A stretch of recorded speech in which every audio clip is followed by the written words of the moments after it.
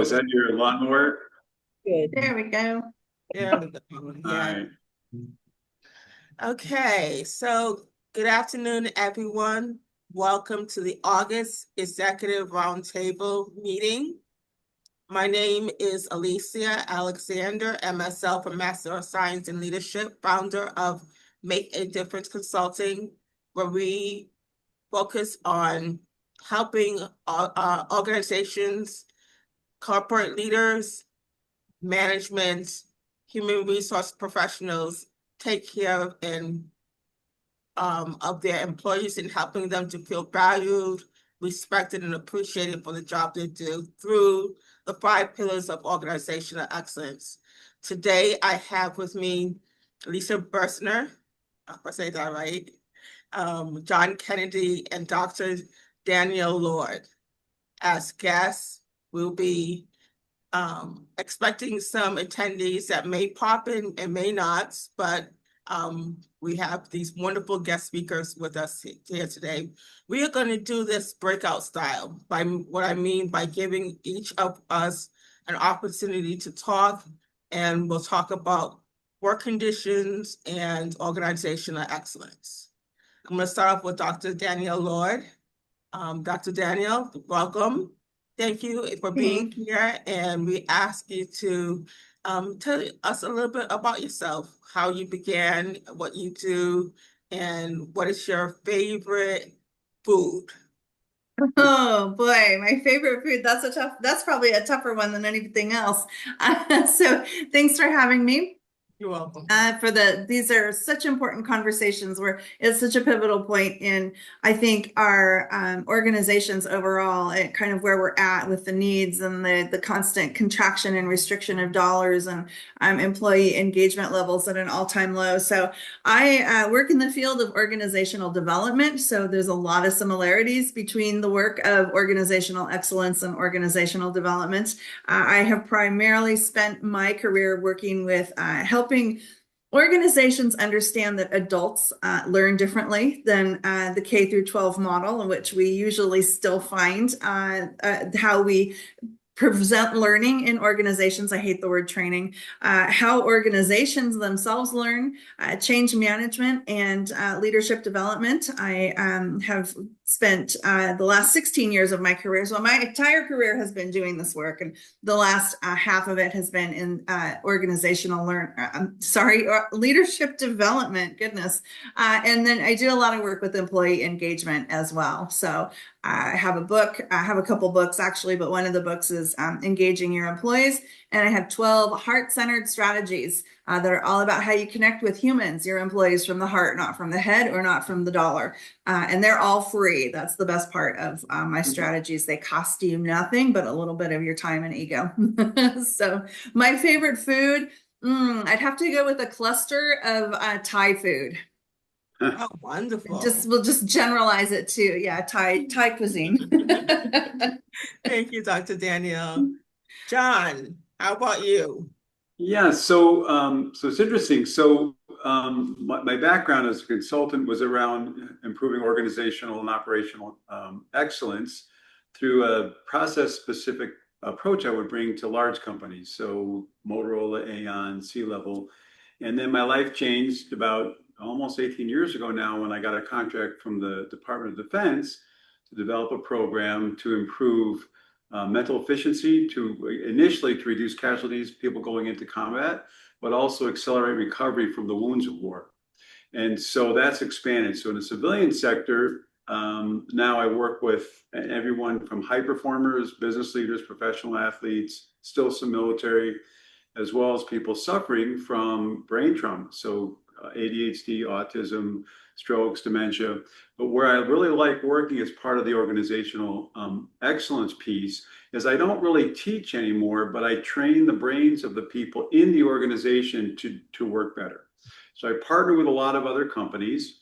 Basically, these exercises are very simple. A 5-year-old can do them, but they're designed to change the brain very, very quickly to be faster, more focused, and improve mental resilience as well. So when you're done as a team, the team has to sync up. And one of the primary principles of my program is not stopping to fix mistakes, which is huge. So in a group, that really helps emotional intelligence, right? If I'm making mistakes, it's okay for them to make mistakes.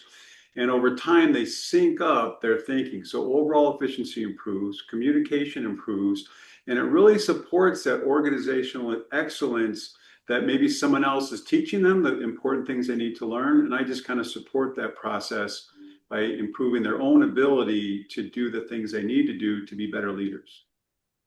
Excellent. I like that. Thank you for sharing, John. So Sure. what is your favorite food? Oh yeah, my favorite food. So it's funny. So I shifted to a carnivore diet, which I absolutely love, but I miss my favorite food, which is pizza. So we had a Rotary social a couple nights ago, and the guy made homemade pizza in his pizza oven. And I said, forget the diet. I just had the best You're allowed time. to splurge. But it's so good. Yeah, I'm sorry. So pizza is kind of my all-time favorite food, even though I don't eat much of it these days. Okay, nice. Lisa? Hi, everyone. I'm Lisa Birnesser, Empowerment Coach for Women Entrepreneurs, and I show ambitious women how to transition from overwhelmed to empowered, reclaiming their time and freedom to do what matters most without the guilt. So one of the things, I bring a background of occupational therapy of 35 years, where I had a brief stint in corporate. I had a couple of years experience. I also then became a massage therapist, opened a wellness business, and in that, everybody on the table was telling me all of their stress problems, and I said, "Hey, there's something to this." And so I've gained a certification in positive psychology, master coaching, and bring that experience to the table in my presentation. So thank you. Awesome. Oh, Nice. favorite food, sushi, hands down. I love That's a good sushi one. Good also. choice. That's a good one. Wonderful. Welcome, Janice. We were just discussing who we are and getting ready to do our speaking presentation. So welcome. And Janice is our guest today as far as attendees. So you want to share a little bit about yourself? Sure, and thank you for having me. Apologize for coming late, and then I'm going to have to jump again at 12:30, but I hope this isn't the only opportunity I'll have to interact with everyone. But I am Janice Tom. I am what we like to say from Money Making Maryland. I'm an attorney and HR consultant, partnered with Legal Shield for the last 22 years. I'm in their business solutions division, where we offer a suite of products, voluntary employee benefits for employees, as well as legal protection for small businesses. And that's what I do. And I enjoy just getting the word out to everyone about why they need to have access to attorneys and the way they can have it affordably. My favorite food, my family is from the Caribbean, so I love curry chicken. Where in the Caribbean are Sounds you good. from? Guyana. I'm from Trinidad and Tobago. Okay, all right. Some of our friends were supposed to be going for Carnival in February. So I have family, all over. So I have For family in Trinidad and 2026? Jamaica. I'm sorry.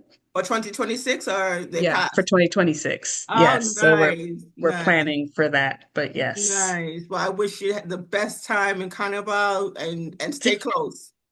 definitely, definitely. Thank you. You're welcome. Okay, so I'm a little bit not okay. Okay. So Dr. Danielle, would you like to deliver your talk? Yeah, happy to. I also have to jump off at 12:30. So Okay. yeah, I thought today, since this is an executive roundtable, I thought I would talk a little bit about employee engagement. It is a topic that is really near and dear to my heart. And the whole reason I do what I do is because it should not be painful, frustrating, stressful to go to work. Right? We have enough of that stress that comes at us in the projects that we have, and as they get piled up, as the year goes through, as we have more tactical things that we're trying to do to reach those strategic initiatives, that work piles on. Rarely does anything come off our plate. right? It just piles on and piles on. We lose focus. We don't think as well. I always say the tired, stressed, frustrated, anxious brain just begins to shut down after a point in time.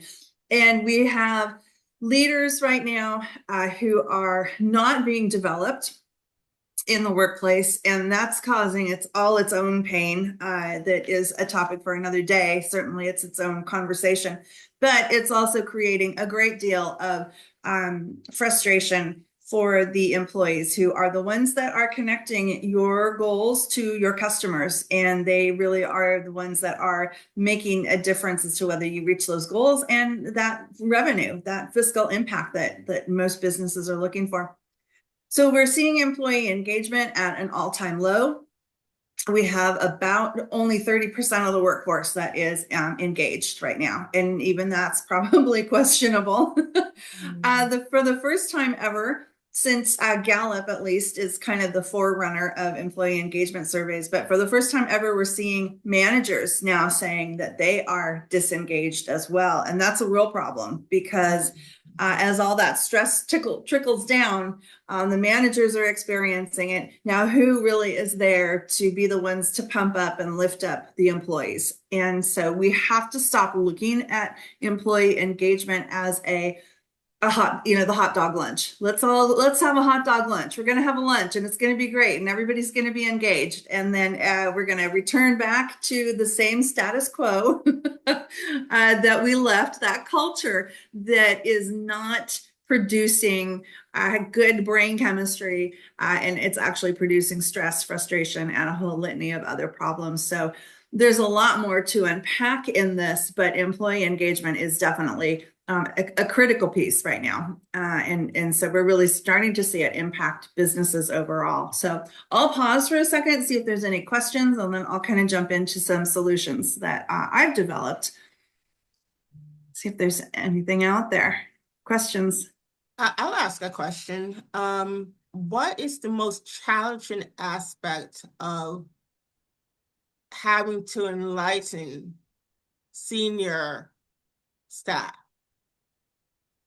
Yeah, I think there's a couple things to that, and it's a great question. I think one is not understanding, not being willing to accept responsibility for, however you want to parse that out, with senior leaders thinking that it's their responsibility, that they are the drivers of culture.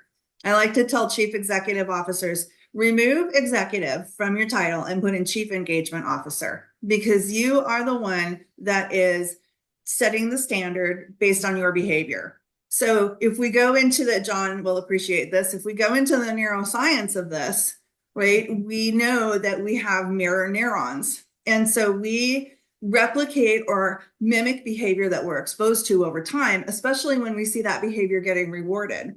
So if you're a CEO who's behaving badly, you're being rewarded by virtue of your title of CEO. You're continuing to reap that reward. So we see that as the behavior that we need to emulate.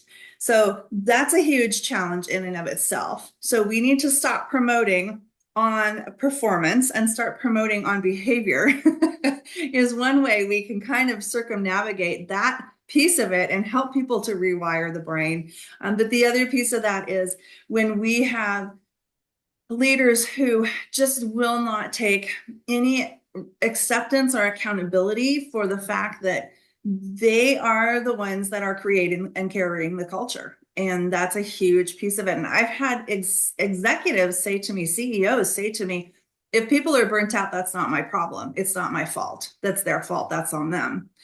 And it's always, that's real. It's painful to hear that. And it's painful to see the impacts of that's having on the entire organization. So we've got to turn that ship. So great question.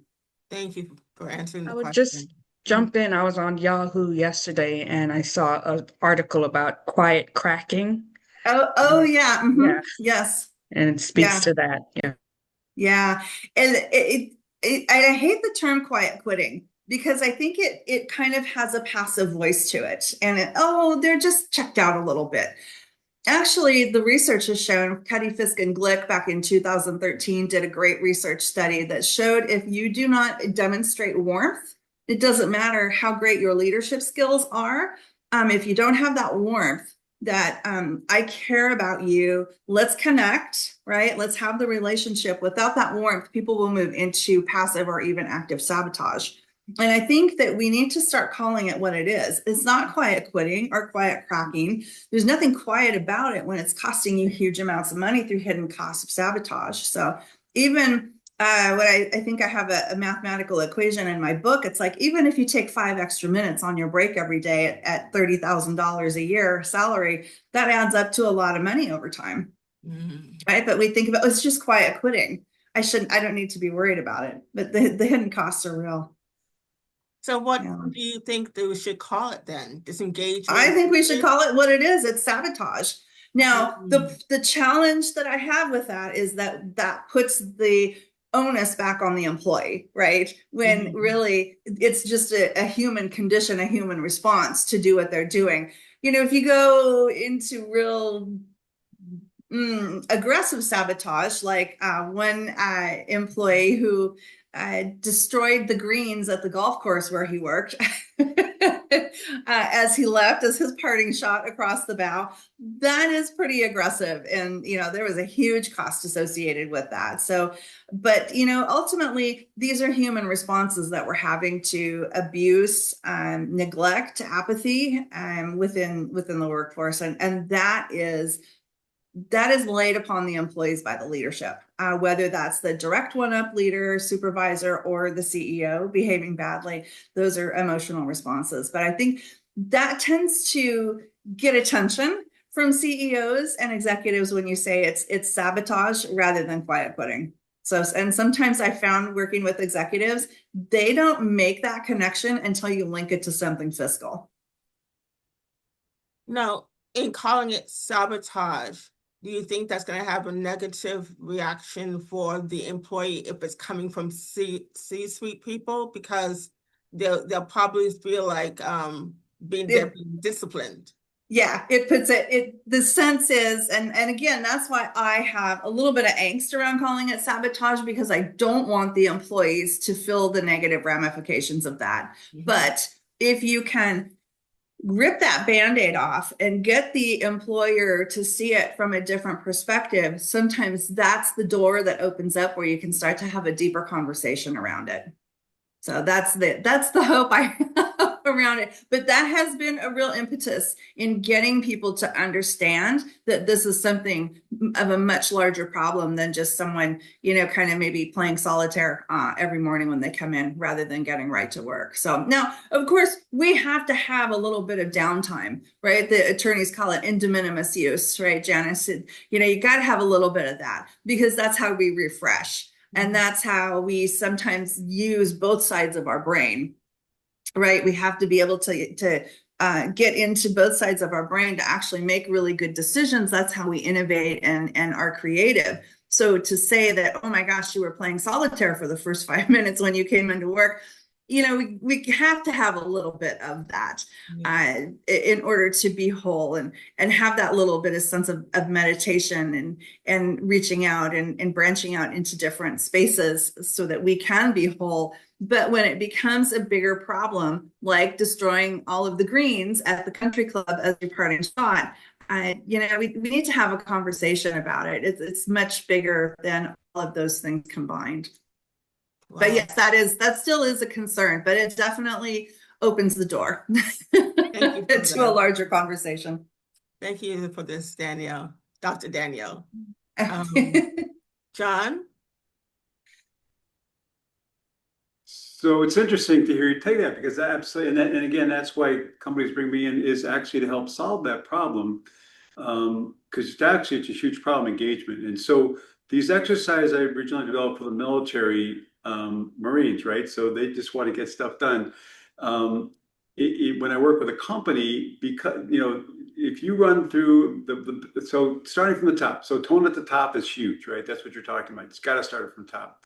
My best engagement for companies have been working with the executive team first. So they're Yes. overwhelmed. They don't know what to do. They got problems, right? They don't always agree. So the exercise, again, non-digital, very, very simple, designed with neuroscientists' help to give the brain something very simple to do, but it targets all parts of the brain. So very quickly, we're engaging both sides of the brain, right brain, left brain, all four lobes, memory simultaneously. So individual performance improves significantly. So we improve processing speed, mental processing speed by 10 to 50%, even after a few hours, and the changes are permanent. But so they're getting along better. But when they do it together as a group, they sync up. So now they're engaged, and there's a gamification piece of it, which is a lot of fun, right? So the best teams, they'll start every one of their meetings with like 5 minutes, right? So everybody, because of the dopamine release, everybody's laughing, they're engaged. Meetings get done much faster, but they feel really good about it because they're competing and they're laughing. Then they typically will have me work with their teams, and I insist that they're part of it. So now it doesn't matter if it's a development team, sales team, customer service team, whatever it is, when they do the exercise, you have the same things happen. So now the teams are engaged. And again, I don't teach them, you guys teach them all the stuff they need to know, right? I'm just helping their brains be more engaged and learn better and faster. So now the teams are doing better and they're relating better with their manager. So I've had managers say the same thing. They say, well, I've got a guy who's just not invested. Let's put them into this program. Now they're engaged and they are really looking forward to, they just call them brain games. And so that's a way to kind of really transform a whole company to be more engaged, more productive, get people to look forward to going to work. And then a lot of times we'll do like a family brain games night. So now they can bring their families in. Now they have something fun to do at home that's engaging, that also helps them become better at work. So I'm sorry, Danielle, you had a question. Yeah, no, I love that. And what you hit on, John, is this whole idea of connection and relationships. Yeah, right. And that is what our organizations are missing terribly, is this. We are so invested in the task and the productivity of getting the work done that we lose sight of the how. And the how is the human connection that we hold so sacred and so dear is so lost in our organizations, and that's what people are starving for. Well, and because so much work is done on a video, on a screen, it's individual, right? It's isolating. Yeah. So these you do together, right? So 5 minutes, everybody's laughing, everybody having fun. You're not on a screen, right? And you can really start to build those relationships back away from digital. And actually, I speak at AI conferences every once in a while too about the importance of being analog in an AI environment. So things are going to get even worse. And someone can sit there, use ChatGPT to do all their work. I mean, more and more they're getting disengaged and apart. And then you write something in ChatGPT, it looks great, but you don't know what you wrote, right? So we're starting that. So the importance of keeping those analog skills stronger is really, really important. And it's going to be more important as we continue to grow. As you guys are going to be dealing with that whole AI invasion of work. Right, that's going to be a huge, huge difference to deal with.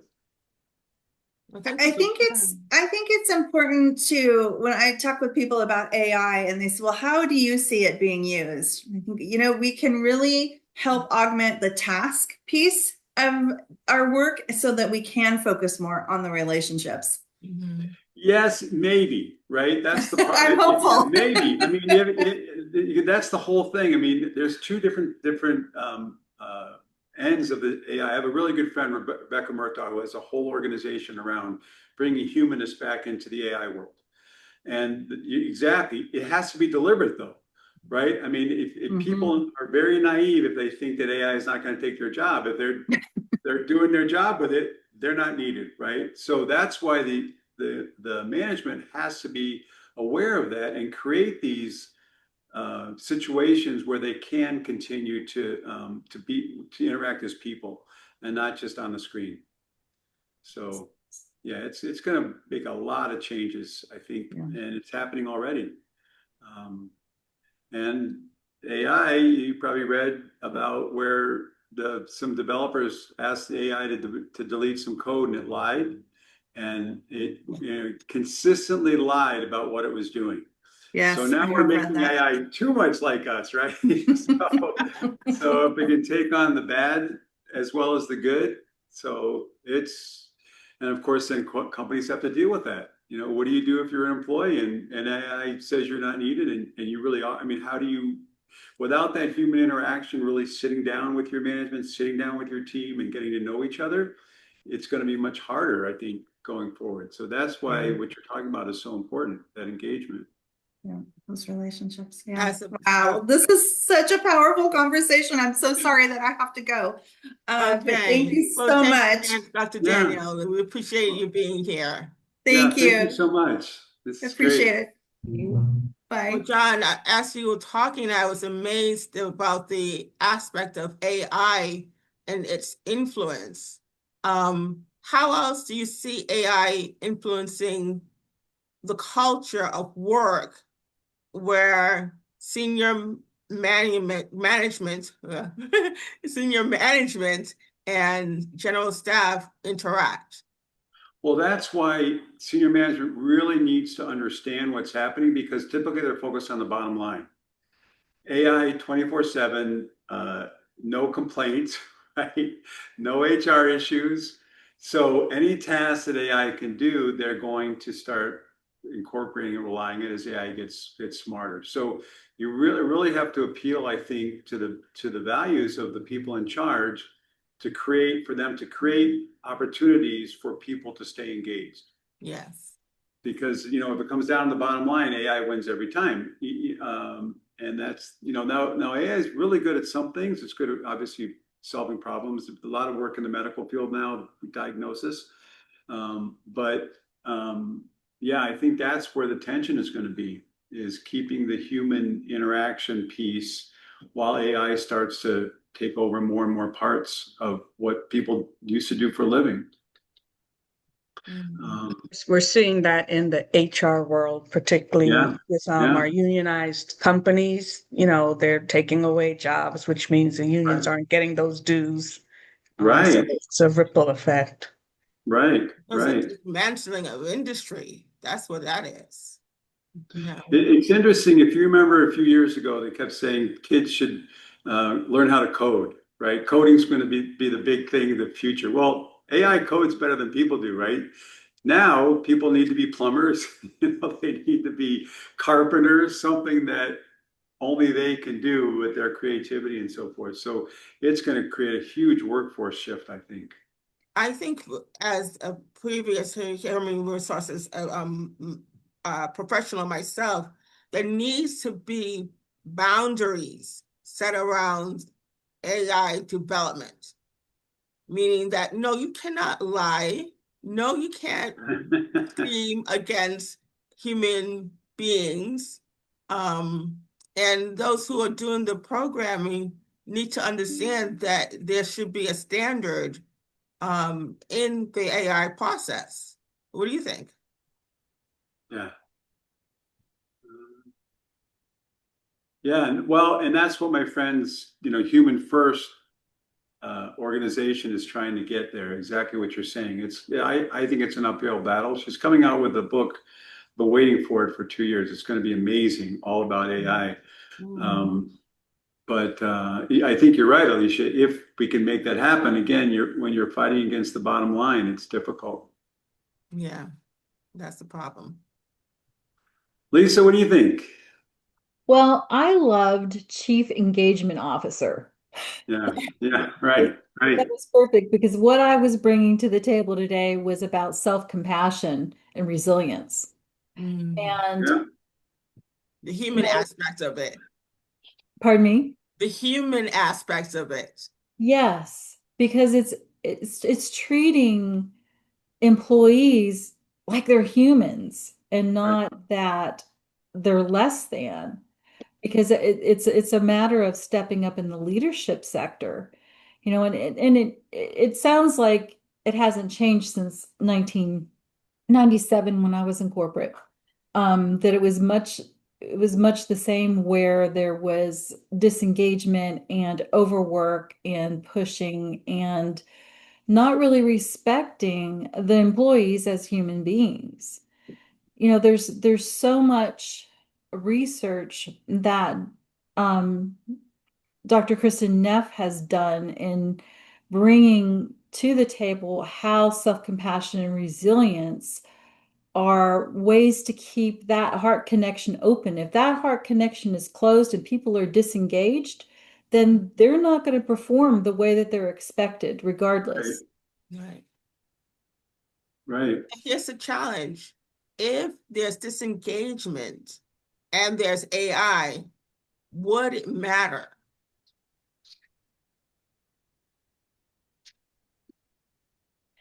By what do you mean by what would it matter? The whole work condition environment Right, right. matter. If there's disengagement and there's AI, where are we in the work conditions that should support our staff and cause us to want to appreciate, want to respect, and want to involve our staff if we have AI for those who are disengaged? Right. That's a good question. Yeah. You know, I think AI is a beautiful tool. And I'm sitting back and watching how people are using it, Mhm. how there's not that human factor in it. It's not just something to give you a hint, it's something to hear, slap this up and this is done. Right. And that part of it is like how is a corporation going to even run effectively and efficiently? I mean, there's going to have to be some sort of attention to the bottom line and to see how that's playing out. Mhm.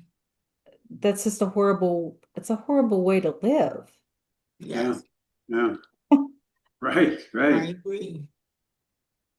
You know, in my mind, I see the Arnold Schwarzenegger movie. What is it called? With all the The machines. Terminator? I know. Terminator. Terminator. Yeah, yeah, right. Or the Matrix. Well, The higher and numbers, the 2 and 3 those, Terminator. those machines are coming along more and more as well. Mhm. It's interesting. They did some studies and they found that people like a really realistic robot freaked people out. They'd rather see it as definitely knowing that it's a robot. Mhm. Because I think as people we are taught. I mean, but there are so many great deep fake. If you see some of the Grok videos out there, it's impossible to tell that they're not real people. Wow. And that's yeah. I mean, imagine you're calling, you're doing a Zoom with a customer service rep, and he has all the answers, and he's polite and looks just like a real person as opposed to a real person, and it can be appealing to the bottom line of a company. That, like you said, Alicia, the management has to have that concern for people Yes, over the bottom line. absolutely. Absolutely. So Lisa, um, did you want to share additionally on human relations in the business and world for work conditions? Um, yes, let me just pull something up. So I think that one of the things that, and as I'm hearing this, that needs to be addressed is where is the corporate executive's responsibility for their own personal development? Mm. That really is concerning to me. There's a place up here close to Asheville that actually has like an executive retreat, which I find really interesting, where executives go to improve their skills. Um, if their presence and their energy and they're coming in and they're not in a good mood, they're the ones that are setting the emotional temperature. They're the ones that even if they're not saying the words, they're not actually being role models. Mm. It doesn't allow the worker to be open and honest and be able to express how they feel. And there's not a culture of of freedom of who they are to be able to be a part of that organization. It keeps them stifled. Wow. Yeah. Right. But what I'm hearing is if the executive suite is not happy, everybody else is not going to be happy. Right. So do we have to perform for the C-suite to be happy, and this way everybody else is happy? Well, it starts with human kindness. Yes. And people, when they hear about self-compassion, they think it's woo and soft, but it's not. Self-compassion is just treating other people the same way you want to be treated, Yeah. without judgment. Yes. And where resilience isn't just like pushing through something and muscling through and working hard and hustling, there's more to it. There's a grounded optimism, there's all different kinds of techniques that could be brought forward as a leader, showing them. Then a leader is going to bring out the best in the people that have been hired. Yeah. Yeah. I mean, I think within my realm of my scope, we call that the 5 pillars of organizational excellence. The third pillar is authentic appreciation. If we practice authentic appreciation as an organization, a complete business from C-suite to frontline, everybody will benefit. Right. It's just being authentic and demonstrating emotional intelligence along with the appreciation. Right. Yes, that is so needed. Well, and going back to my consulting to the C-level days, there are a lot of very dysfunctional leaders, right? And going back to the tone at the top, what you're saying is true, but there's got to be a compelling reason for the leaders to care about people and not just the bottom line. And I think I read a study once, there's a pretty high percentage of C-level executives who are dealing with some sort of emotional trauma. Now, maybe that's why they're there, right? They worked over hard. And so for them to have a breakthrough can affect the whole company, right? So very complicated. But you're right. You need that compassion and empathy and gratitude at the top for a company to be really successful. Yeah. I think it takes an outsider sometimes to encourage.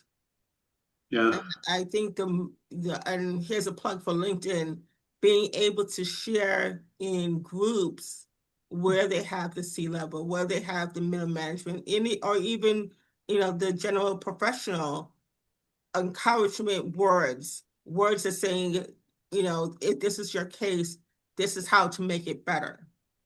And that's one thing I like to do when I write my articles, because I write for Shopping Rhode Island magazine. But having the influence is important. What do you think? Right. Yeah. Yeah. I mean, now, when we studied social networks inside companies, a lot of times the most influential person isn't at the top, right? He's the one everybody goes to for advice, including the top. So it's always good in an organization to find those people and support those people as much as possible. They may not want a promotion, but they're the go-to person. Right. And they can have a lot of influence inside a company that just from the surface, just from titles, you wouldn't realize. Right. Yeah, I agree with that. Yes. Yeah, that networking portion is so, so important in being able to keep up that self-compassion and resilience. Right. You got to have your go-to people. It's Mhm. not to be an alone thing to be in corporate. As a believer in Christ, I want to bring in this one aspect. A lot of the times we discount our believers within the community of work culture. But I think that when we have believers in the work culture those who are willing to pray for the organization, were the ones who are willing to say a kind word when they see something of somebody's significant other or my family member is in dire straits or having a negative interaction in their lives. Those are the people who can influence in a way that will help to keep the company going forward in the positive direction. And I want to just encourage those who are doing that, keep on doing that, because that's what's needed. Right. Absolutely. Well, it's getting close to 1 o'clock. I just want to say thank you, Lisa. Thank you, John. Yeah, for thanks, being Lisa. with me Thank you. and enjoying the August executive roundtable from Make a Difference Consulting. I appreciate you both, and I appreciate everybody who was here earlier, but unfortunately they had to leave. So, they have other commitments, but it was just a wonderful time. Thank you so much for being here. Thank you. Thank you. Very enjoyable to me to talk to you guys. So appreciate you, Alicia, for getting us together. Oh, you're welcome. You're welcome. Okay, I'm gonna stop the recording.